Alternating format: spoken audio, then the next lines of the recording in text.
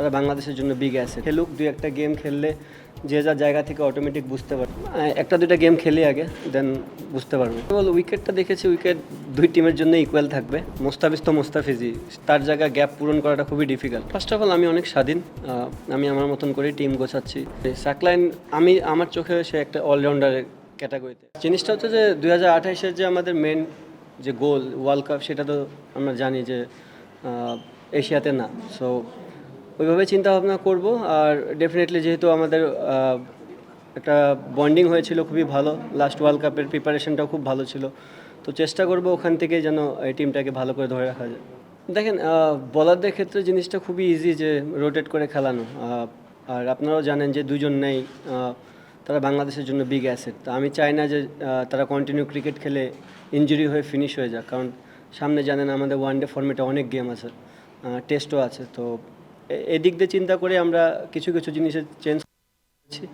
যেহেতু world cup অনেক দেরি, সো স্টিল এনাফ টাইম যে প্লেয়ারগুলোকে গ্রো আপ করার জন্য সময়, মানে ম্যাচ খেলানোর একটা ভালো সুযোগ এই মুহূর্তে।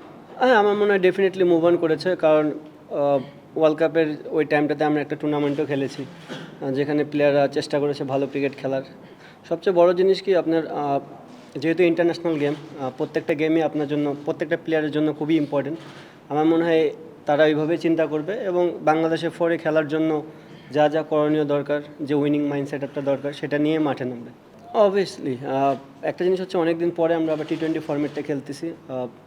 প্রথম দিক দিয়ে আমরা কোনো বাড়তি প্রেশার দিতে চাচ্ছি না। খেলুক, দুই একটা গেম খেললে যে যার জায়গা থেকে অটোমেটিক বুঝতে পারবে, কারণ এটা বিষয় আছে।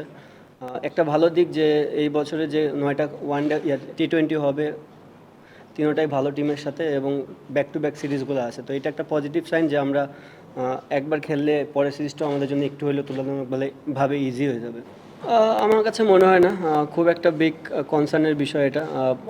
যদিও বা অনেকদিন পরে আবার টি-20 খেলতেছে, আমরা সবার জন্যই চ্যালেঞ্জিং থাকবে জিনিসটা, যে সবার পারফরমেন্স করার চেষ্টা করবে। আমার মনে হয় কয়েকটা গেম খেললে আবার এই জিনিসটা ওভারকাম হয়ে যাবে। ওভারঅল ভালো। আমার কাছে মনে হয় যে আমাদের এই সাইডটাতে জেনুইন 6টা ব্যাটসম্যান অলওয়েজ খেলে।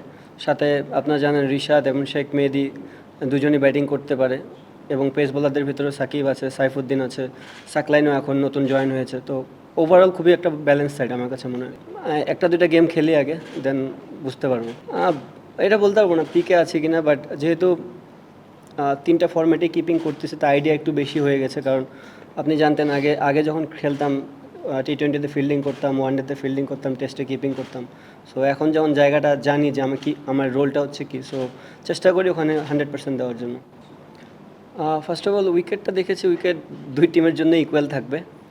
যতক্ষণ পর্যন্ত বল খেলা হচ্ছে বলতে পারতেছি না, বাট দেখে মনে হয়েছে ভালো উইকেট হবে। নতুন যে ক্রিকেটার আমাদেরকে দেখতেছেন, প্রোভাইড করতেছে খুব ভালো ভালো উইকেট অনেক দিন ধরেই। তো হোপ যে এটাও ভালো উইকেট হবে।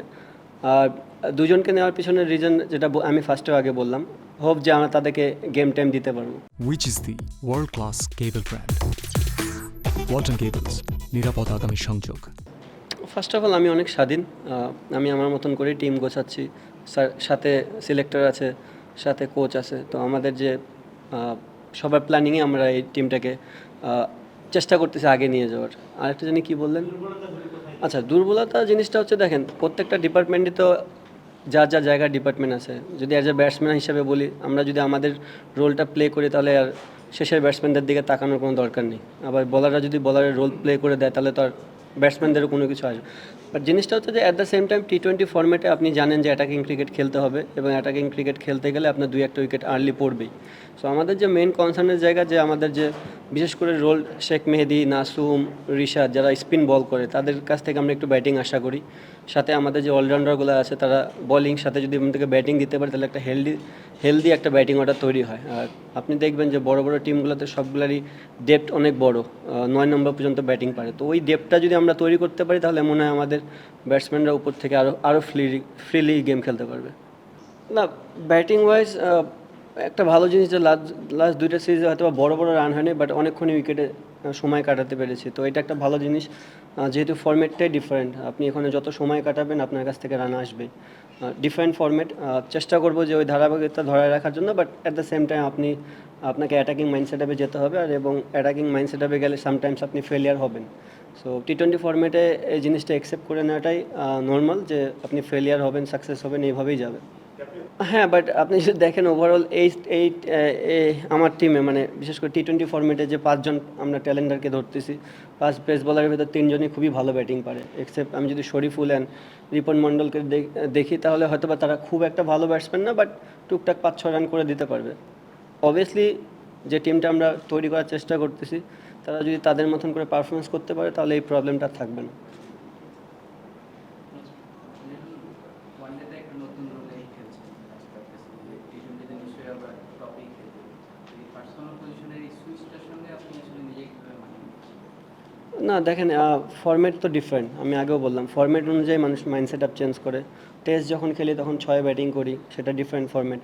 ওয়ানডেতে এখন আমাদের টিম থেকে একটা ডিফারেন্ট রোল দিয়েছে, সো আমি চেষ্টা করেছি আমার রোল। আর ওয়ানডে T20 ফরম্যাট তো আমি জানি আমার রোলটা কী, সো খুব একটা সমস্যা হবে না। ওভারঅল আমার সবগুলো বলারই খুবই ভালো। যদি দেখেন, হ্যাঁ, মোস্তাফিজ তো মোস্তাফিজই, তার জায়গায় গ্যাপ পূরণ করাটা খুবই difficult. But at the same time আপনাকে এটা মনে রাখতে হবে যে যেদিন মোস্তাফিজ খেলবে না, সামহাও কোনো কারণে ইনজুর্ড হয়ে গেলে কোনো না কোনো প্লেয়ারকে তো খেলতে হবে। সো ওই চেষ্টাটা করেই আমরা কিন্তু এই টিমটা তৈরি করার চেষ্টা করতেছি।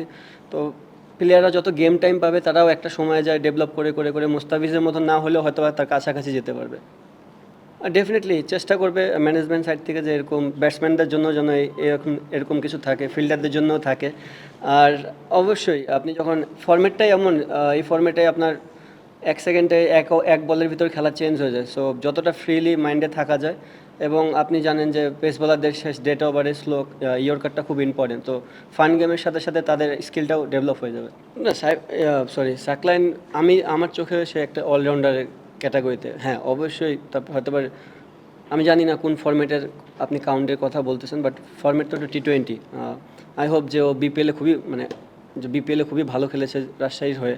সো যেখান থেকেই কিন্তু এই মানে আই ক্যাচিং একটা জিনিস বলে না, সেখান থেকে। সো চেষ্টা করব তাদের এখানে গ্রোমিং করে করে যেন টিমের সাথে রেখে রেখে যেন একটা সময় যায় তাকে আমরা খেলাতে পারি, এবং খেলার যেন সে আমাদেরকে ফিডব্যাক দিতে পারে। কেবল New Zealand is a big name, মানে আপনি যদি ওয়ার্ল্ড ক্রিকেটে চিন্তা করেন তাদের রেকর্ড সবসময় হাই। লাস্ট ওয়ার্ল্ড কাপের সেমিফাইনাল খেলেছে T20। হয়তো বা তারাও এক্সপিরিয়েন্স করার চেষ্টা করতেছে, কিছু নতুন প্লেয়ার আনছে, বাট যখন একটা কান্ট্রি বিগ নেম হয় তাদের নিশ্চয়ই কোনো না কোনো পোটেনশিয়াল আছে। আর ফরম্যাটটাই এমন যে এই ফরম্যাটে আপনি 2টা ব্যাটসম্যান 2টা বলার খেলে দিলে আপনি জিতে যাবেন।